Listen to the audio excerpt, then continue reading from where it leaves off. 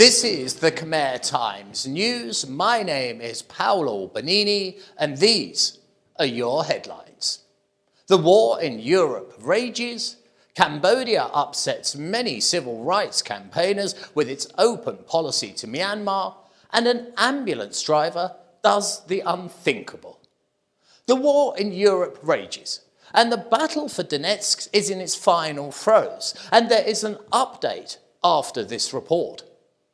This is the whole of Ukraine. There's no fighting in the north. It is all in the east now. But we need to zoom into that east. And what we see is a huge mass of troops. We come in a bit closer as we hone in on our target, which is Severodonetsk, the very heart of the battlefield. And as we get closer, we see the city itself. Now, do you notice that small blue dot just at the base? Allow me to highlight it. That is a foreign legion, not the French foreign legion, just a foreign legion. And they are at the very front line of the battle. We're coming closer yet again, and we can actually see the streets, and the red on the right is the advancing Russian army.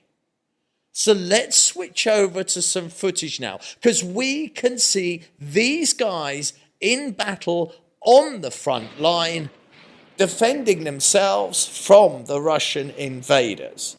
And it's a very modern thing that we can look at a map, we can actually identify a unit, and then through social media, we can actually see them on the front line fighting and risking their lives. It is the first time in history we've been able to do this. The Iraq War was actually quoted as the first television war. But this is on another level. To be able to actually go into battle with the soldiers themselves. And what they're doing here is that type of fighting you really don't want to get involved with. And it's house clearing. But in this situation, obviously, it's a factory. Going from building to building, clearing out the enemy and advancing exceedingly slowly. It is quite simply the most dangerous form of fighting. There is no artillery support, there is no air support, there is no armoured support. It is you, your buddies, your guns going forward. And these guys do it really well. And that was shown in that little clip you've just seen. The way they crossed that roof. And also, it gives us a clue as to who these guys are. So let's have a look at it again and freeze the frame right there. Because this tells us who these guys are. You see that lump at the end of his gun? That could be called a silencer. The correct name would be a suppressor. And the only guys that have those are special forces. And to amplify how dangerous this one assault is, note the guy coming down the stairs. He almost gets shot in the head. And all he does in return is raises his middle finger and says, F you, before they continue onwards. These guys are risking their lives with every single step. These are the best of the best at what they do. And whilst these guys are clearing room by room, there are tanks firing into the city from both sides. That there was a Ukrainian tank. And here we see yet again a Ukrainian tank going into Severodonetsk. Well, I say it's Ukrainian. It's actually a T-72. That is a Russian tank that was previously captured by the Ukrainians. Their own armament is now being used against them. And you may think at this point that Russian tank, now commanded by the Ukrainians, has just been hit. But no, this guy really knows what he's doing. He's deployed his smoke screen as he goes into a more open area. This is going to give him the cover he needs. And do note here how exceptionally well the drone pilot managed to fly the drone above the smoke to give a clear view of the tank and the surrounding areas, because all that intel is going back to the command base and dictating the process of this battle. These guys are highly skilled, highly trained, and highly motivated. And it is those three reasons that they have held the Russian military machine at bay for so long at Severodonetsk. The very latest reports are mixed, but it would now seem that Severodonetsk has fallen to the Russians. But this could be considered as a staggered retreat, the Ukrainians giving up land slowly as they fall back to their main defensive line on the Donetsk River.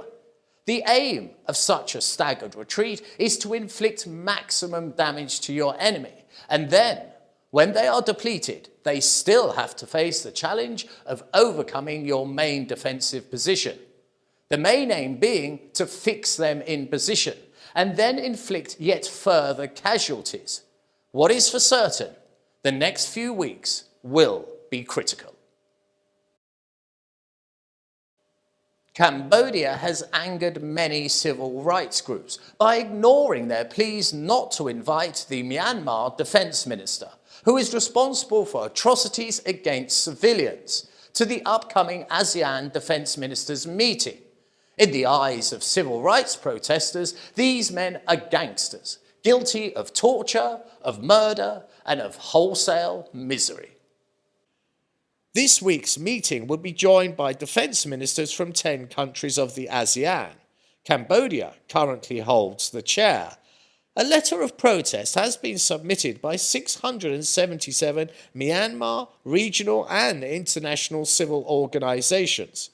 It requests that the regime's defense minister is not invited to the meetings, as it could embolden the junta, which has been committing extrajudicial killings, arbitrary arrests, lootings, and torchings of civilian properties since their coup of last year. The letter states that the general has played a leading role in the management of the military, which is responsible for committing ongoing crimes with total impunity. A military mafia that kills at will, only to enrich itself with money and with power. However, Cambodia did not concede to the process and has invited all ASEAN defense ministers, including that of the regime. Since the military coup in Myanmar, the letter states that almost 700,000 people have been displaced. In the face of mass public resistance, the junta has murdered nearly 2,000 people. There have been arbitrary arrests of 14,000 more. They have committed widespread torture, indiscriminate airstrikes and shelling, and continue to burn villages. A country's people is being held hostage by a military who is supposed to protect them. Instead, they enslave and murder its own population. It is quite simply a disgrace to humanity. We have reported on a few stories that cause one to be left astonished. There was the man who cut off his wife's head to hide her identity, the woman who threw her baby in a canal as it would not stop crying. But this one really stretches credulity. An ambulance ploughs into a motorcycle, leaving the driver half dead, and then flees the scene. A woman was seriously injured in a hit and run when an ambulance crashed into her whilst driving at high speed and failing to use either care or consideration to other road users. The ambulance then honoured the usual culture of fleeing the scene of the accident. An ambulance fled from an accident and failed to render any care to a woman who was severely injured. This beggars belief. The incident took place at a flyover in Phnom Penh, and according to people at the scene, the woman was riding her motorcycle when an ambulance careered into her. The woman was thrown off her motorcycle and left on the road severely injured. But there is some good news. The license plate of the ambulance fell off and was later discovered at the scene. If this was not enough road lunacy for this week, there's the case of a doctor who lost her life when a truck crashed into her motorcycle at high speed. The accident happened at Bante Minche. The victim was identified as a doctor of the Cambodia Japanese Friendship Hospital. Her family is simply devastated, and on hearing that the driver yet again fled the scene, they felt that justice would never be served. The law should be clear. It should be simple. No accident, no matter how minor. If you hit and you run, you go to jail. We are sticking with the theme of road deaths, as these tragedies are amplified with the latest statistics. The road traffic accidents are soaring for factory workers. They are up by a colossal 30% in the first half of 2022. The reasons are simple. The drivers treat their passengers like cattle and drive with little care or consideration. The first half of 2022 saw traffic accidents take a heavy toll on factory workers, with nearly 2,000 deaths and injuries, an increase of nearly 30%. The reason for this staggering increase in death is due to the mode of transport often used. Workers are herded onto trucks like cattle. There are no seats, no restraints, and no roof. If the truck tips over, they quite simply spill out on the road, and there is absolutely nothing to protect them. The director of the National Social Security Fund said that in the first 6 months of 2022, there were over 1,600 traffic accidents involving factory workers, with 1,919 injuries and 47 deaths. The NSSF is pushing for the transportation methods to be changed. Drivers who use good trucks to carry workers must change to passenger vehicles, and drivers who pack their trucks with standing workers have to now provide seating. Safety advisors would also be asking as to why the trucks themselves are not monitored with a basic app that can track the truck's journey and its speed. As without a doubt, the reason for this incredible surge in accidents is due to poor driving by the drivers themselves, and they must be regulated much more closely. In a shocking report, the Ministry of Health has revealed that 66% of children aged between 1 and 14 are victims of violent disciplinary methods within the family.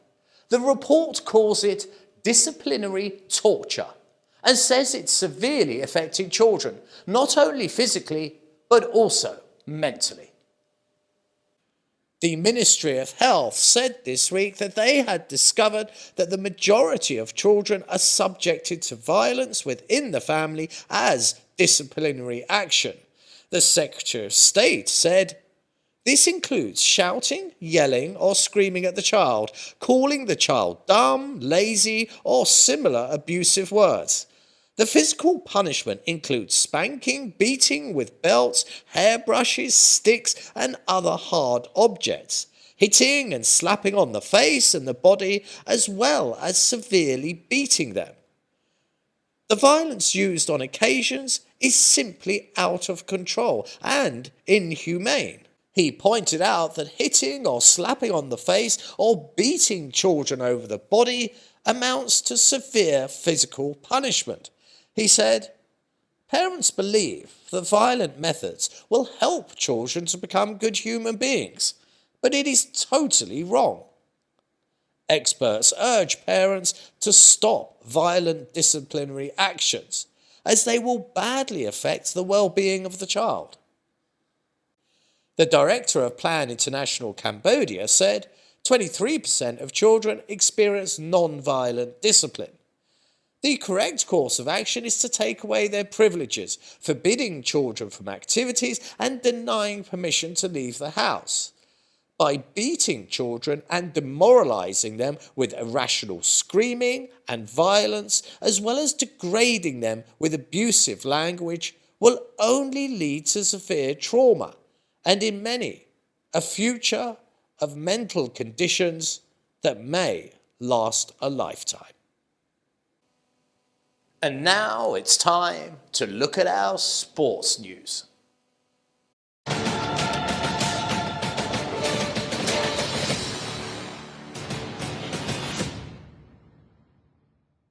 The world's premier tennis tournament is back. Wimbledon is steeped in history.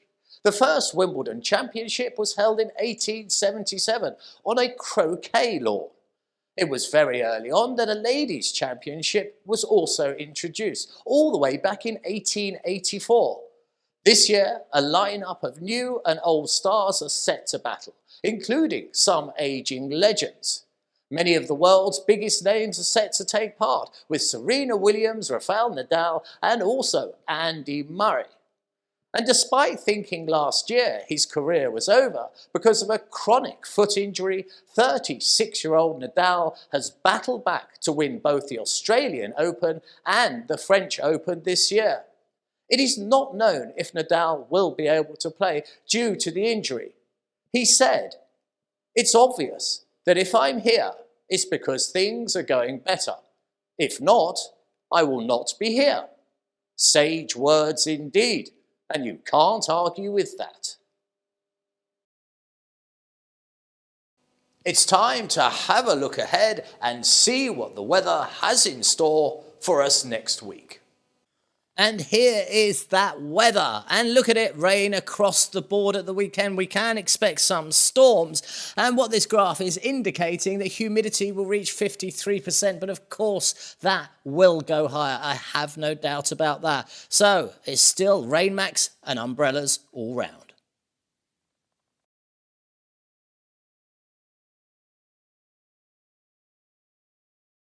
Contact myself at the studio by mailing us at ktnewsstudio@gmail.com.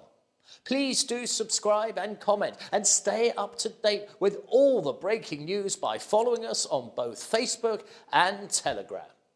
This has been Paolo Bonini, and that was the week that was. I'll see you next Saturday for your weekly Roundup.